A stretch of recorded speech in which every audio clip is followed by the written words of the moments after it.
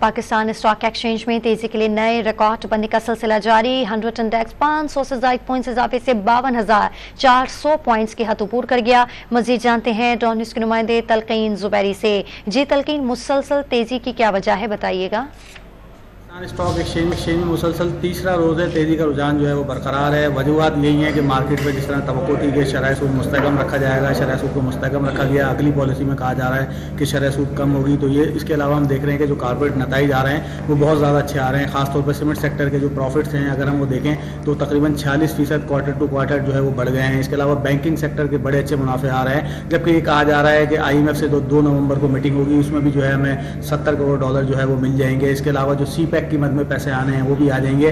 इन तमाम चीज़ों को लेकर हम देख रहे हैं कि स्टॉक मार्केट में बहुत ज़्यादा मुस्बत रुझान है। मालियाती इदारे भी बाजार में सरगर्म है, इनफरादी सरमायाकार भी मार्केट में सरगर्म है। और जो मार्केट के तज्ज़ियाकार हैं उनका ये कहना है कि जिस रफ्तार से मार्केट बढ़ रही है तो लगता ही है कि 53,000 54,000 भी जो है आने वाले दिनों में इंडेक्स जो है वो दिखाई दे सकता है। 100 इंडेक्स पहले हमने देखा था कि मादी में मई 2017 में जो है 100 इंडेक्स ने 52,800 का हाई बनाया था। अब 6 साल बाद इंडेक्स दोबारा अपने हाई के जो है वो करीब आ गया है।